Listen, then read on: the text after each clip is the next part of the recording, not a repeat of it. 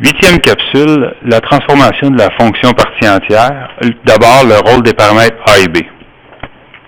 Donc, comme j'ai dit au début, lorsque j'ai présenté les 8 modèles de fonctions droite, fonction exponentielle, fonction racine carrée, quadratique, etc., les paramètres A et B qui changent l'échelle, pour certaines de ces fonctions-là, la plupart, pour bien dire, on peut un peu confondre le rôle des paramètres A et B. Je vous illustre ce que je veux dire avec la racine carrée, par exemple. Ici, j'ai la fonction racine carrée où tout est initial. Vous avez déjà vu ce fichier-là. Si j'actionne le paramètre A, comme ça, vous voyez l'effet graphique que ça a, je pourrais travailler le paramètre B puis obtenir quelque chose de très semblable. Alors, qu'est-ce qui s'est passé? Est-ce qu'on peut dire que c'est le paramètre A, c'est le paramètre B? La réponse, c'est que un ou l'autre, ça n'a pas de différence pour la fonction racine carrée, pour la fonction quadratique, pour la fonction valeur absolue. Mais il existe des fonctions où les paramètres A et B jouent un rôle vraiment unique. On a vu la fonction périodique. Si je remplaçais la racine carrée par sinus, on ne peut pas confondre les deux. La fonction partie entière, c'est comme ça aussi. Avant qu'on aborde le changement d'échelle de la fonction partie entière, le changement d'échelle est très simple, on va d'abord comprendre qu'est-ce qui se passe au niveau graphique quand on se concentre seulement sur le signe du paramètre. Si A est négatif, on a déjà vu que ça veut dire la même chose qu'une réflexion par rapport à l'axe des abscisses. Donc, j'inverse ma fonction. Ce que j'ai ici, dans le cas d'une racine carrée, ça en viendrait là si A est négatif. Si B est négatif, au lieu que j'ai ma fonction à droite, je l'aurai ici à gauche. Donc, une réflexion par rapport à l'axe des ordonnées. Ce que j'ai là, c'est la même chose pour la fonction partie entière. Alors, d'abord, commençons par comprendre ce qui se passe au niveau du graphique. Donc, quand on voit le graphique ici, une chose bien importante, j'ai prêté peu d'attention, c'est le segment, la façon qu'il est fait. Si je le sors de là, on observe que le segment, dans la fonction de base, il est fermé à gauche et ouvert à droite. C'est normal, c'est ça la fonction. C'est ce que ça veut dire partie entière. Mais ce segment-là, on va le ramener de l'autre côté, puis on va analyser ce qui se passe.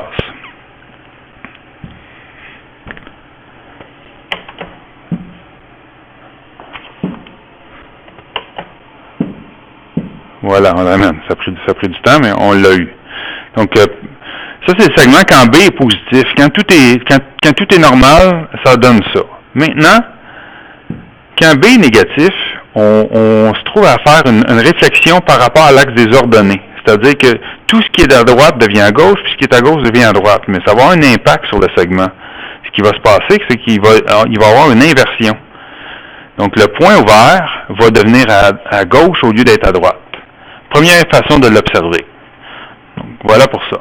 Maintenant, on retourne à notre fonction de base. Quand B est positif et A est positif, vous l'avez vu, ça donne ça. Maintenant, si je peux faire un changement d'échelle, je peux l'étirer verticalement, le rétrécir, même chose horizontalement. Donc, ce qu'on va juste voir maintenant, c'est quand A et B sont positifs, peu importe si on l'a étiré ou non, ça nous donnerait quelque chose comme suit. Donc, fermé à gauche, ouvert à droite. La prochaine marche est là. Même chose, même largeur. Et une dernière, juste pour avoir une idée. Ça, c'est la fonction quand A et B sont positifs. On va voir l'influence de l'étirement et du rétrécissement tout à l'heure. Maintenant, quand je prends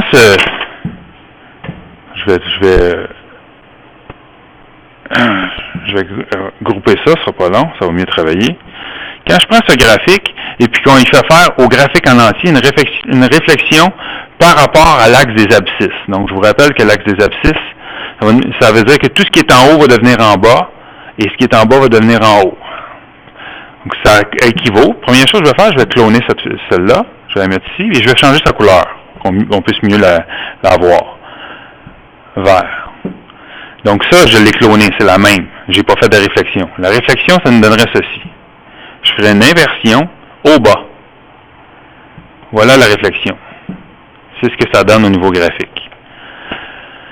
Je vais faire la même chose maintenant, à la place, dans cette partie-ci. Donc, je vais repartir encore du haut, du graphique où il n'y a rien qui a été inversé, et je vais faire une réflexion par rapport à l'axe des ordonnées. On vient de voir, je reprends encore celui-là, je vais le cloner, je change sa couleur.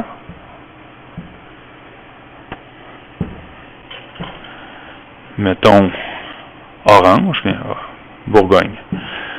Et cette fois-là, il n'y a rien encore qui a été fait à celui-là. Je vais faire la réflexion par rapport à l'axe des ordonnées. Donc, tout ce qui est à droite devient à gauche, tout ce qui est à gauche devient à droite. Inversion, gauche-droite. Et voilà ce que ça donne. Essayez de deviner, de déterminer ce que ça pourrait donner dans la dernière case. Mettez ça sur pause.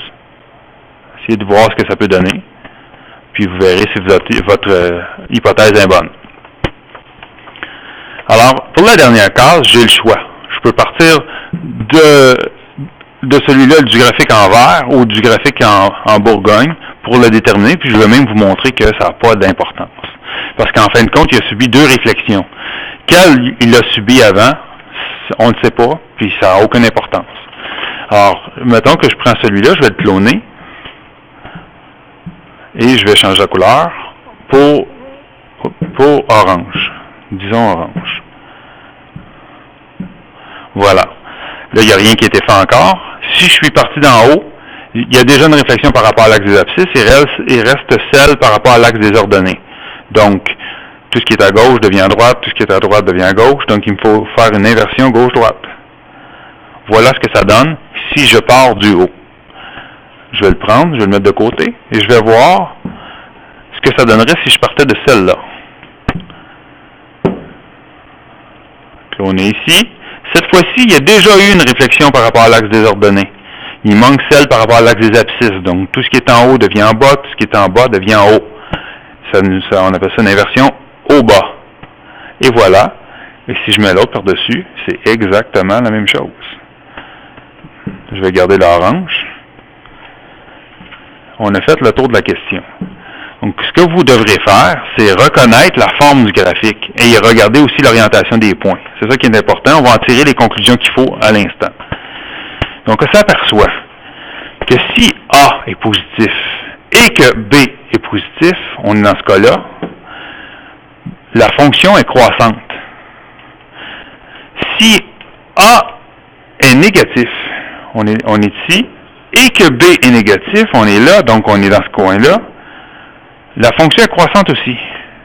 Conclusion. Si A et B sont de même signe, la fonction est croissante. Mathématiquement, on écrit ça ainsi. Si A et B est positif, c'est-à-dire de même signe. Parce que pensez-y, si je multiplie deux nombres positifs, ça donne un positif. Si je multiplie deux nombres négatifs, ça donne encore un positif. C'est une façon rapide de dire même signe. Puis si A fois B est négatif, ça veut dire qu'ils sont de signe contraire.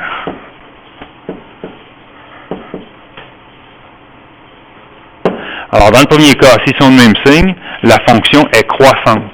Fonction croissante. Si c'est négatif, la fonction est décroissante. Voilà ce qu'il fallait observer. Ce tableau-là, ça serait une excellente idée de l'inclure sur votre feuille de mémoire. Ça va vous aider à analyser les fonctions parties entières. Dernière partie, c'est la plus facile. C'est le fameux effet graphique de l'allongement ou du rétrécissement vertical ou horizontal. Pour les autres fonctions, c'est complexe. Celle-là, c'est vraiment très facile. Si je prends deux segments consécutifs, mettons comme ça, et comme ça.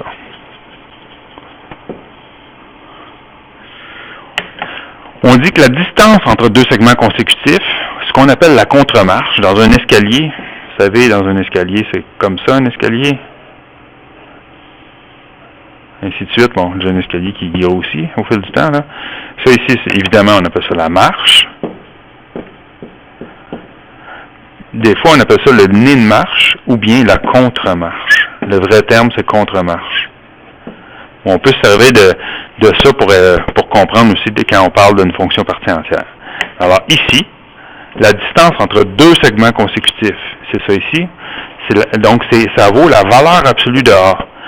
Donc on ne s'occupe pas du signe, c'est seulement le nombre qui nous intéresse. Le signe, c'est en regardant le graphique du haut que vous allez le savoir. Sinon, on regarde seulement ça. Alors que la longueur de chacun des segments, de là à là, ça vaut l'inverse de B. L'inverse de B parce que, au niveau graphique, souvenez-vous de la règle qu'on a au niveau graphique, XY, des points, là, XY devient X sur B plus H, AY plus K. Le fameux 1 sur B, c'est lui. C'est pour cette raison-là qu'on est capable d'attribuer 1 sur B à la largeur de la marche. Puis vous allez voir que ça concorde quand on va travailler les fonctions. On est rendu à vraiment avoir un cas d'une fonction qui a été transformée, dont on va devoir trouver la règle. Vous avez plusieurs exercices de ce type-là dans la série que je vous ai mis dans le cours. Donc la fonction partie entière de la forme g de x égale a, partie entière de b parenthèse x moins h plus k, comme on a déjà vu avant, les fameux 4 paramètres qu'on retrouve aux mêmes endroits qu'avant. Alors pour retrouver la règle à partir du graphique, voici le graphique en bleu.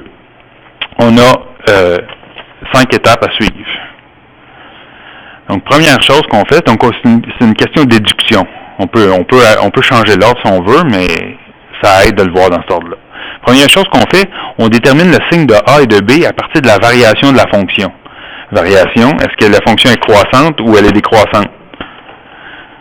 Donc, dans ce cas-ci, la fonction est décroissante.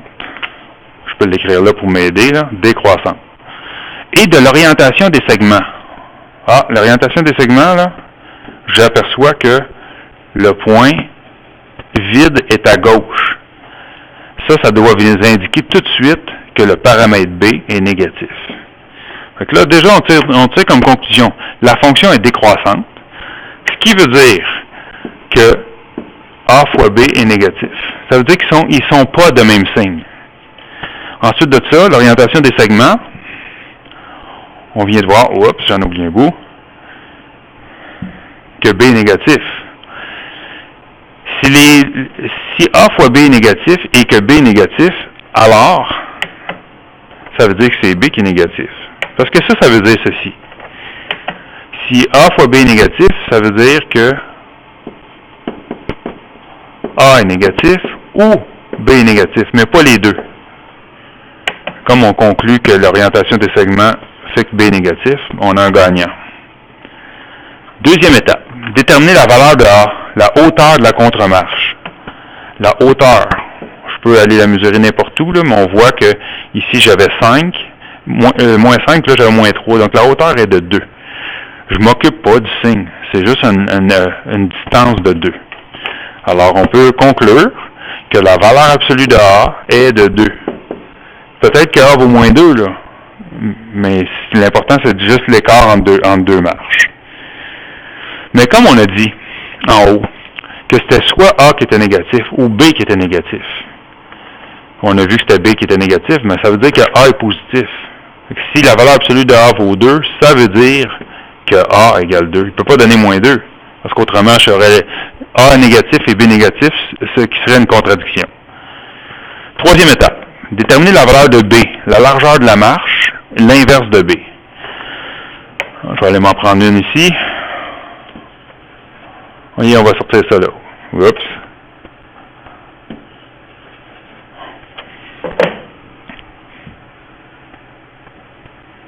Alors, si on regarde la largeur de la marche, ici on a 2. Mais ce 2-là veut dire l'inverse de B. L'inverse de B en valeur absolue donne 2. Alors B vaut 2. B vaut 1/2. Mais on a dit qu'il était négatif. Ça veut dire que B vaut moins 1/2. Alors on a A, on a B, et H et K, c'est le plus facile. Vous allez voir ça. 4. Déterminer la valeur de H, donc la translation horizontale, de l'origine à l'abscisse du point fermé d'un segment. vous allez rajouter ceci, le plus près. C'est la façon le plus facile de le voir. Le plus près, ici aussi. Là, ce qu'il faut comprendre, c'est que dans le cas de la fonction partie entière, il existe une infinité de h et k. Parce que où est-ce qu'elle commence, où est-ce qu'elle finit? Pas de début, pas de fin. C'est à nous autres de déterminer où est-ce qu'on va aller. Normalement, la fonction est comme ça. J'en mets juste quelques-uns pour qu'on comprenne ce qu'on fait, là. Voilà. Alors, quel point a été transformé? Difficile à dire. Si on prend ce point-là, là, qui est l'origine, c'est celui qu'on, donc, d'habitude, on trouve h et k avec celui-là. Ben, celui-là, ça peut être lui, qui a été transformé, ça peut être lui, ça peut être lui. Vous voyez, n'importe quel point fermé ferait l'affaire. Pour se donner une convention, nous autres, plus facile à travailler. Puis pour vous, ça serait de prendre, dans le fond, on va prendre le plus facile, le plus proche. On va éliminer lui. Si quelqu'un me donnait ça comme réponse, ça serait bon, là. Mais on va prendre le plus proche. Donc, il y a le point ici où h vaut 0 et k vaut 1. C'est une bonne réponse. Celui-ci, on aurait h vaut 2 et k vaut moins 1. C'est une bonne réponse aussi. Ce seraient les deux principales que j'accepterais. Bon, les autres, si vous tombez sur une bonne réponse, ça va être bon quand même. Alors, je prends, mettons, h vaut 0, donc k vaut 1. h vaut 0, k vaut 1. On a terminé, parce que notre fonction, rappelez-vous, ainsi, g de x égale a, b, h, k. La fonction, elle fait partie entière de bx moins h plus k. Alors, dans notre cas, on a la partie entière. Notre a, on a vu que ça donnait 2. Notre a vaut 2. Le b vaut moins 1,5. Partie entière de moins 1,5. Le x, le h, on a pris que c'était 0. On ferme la partie entière. Plus k qui vaut 1. Si on simplifie tout ça, on a 2. Partie entière de moins 1,5 x moins 0. Donc moins 1,5 x. Ou bien moins x sur 2. Plus 1. Voilà la fonction partie entière. Dans la prochaine capsule, on va voir le dernier morceau du chapitre, comment on résout une équation qui implique une partie entière, parce que c'est une opération différente de ce qu'on a appris. Il faut voir comment on fait dans ce cas particulier-là.